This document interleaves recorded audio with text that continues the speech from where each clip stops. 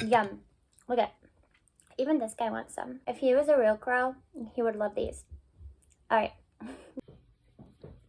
Okay, now we're just gonna add, don't be shy with your butter. Butter makes Everything better.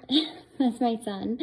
Okay, so now we're gonna add a little bit of salt. I have Himalayan pink salt, but any salt will work. Okay, now we're gonna add a little garlic salt. Then we're gonna add some dill. Some dill weed. Okay, so now we're just gonna mush them up. Now I'm going to add the blueberries.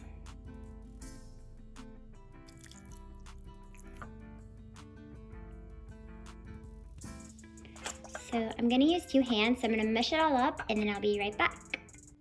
So I decided to add more butter, because why not? And then I'm going to add some cream, actually.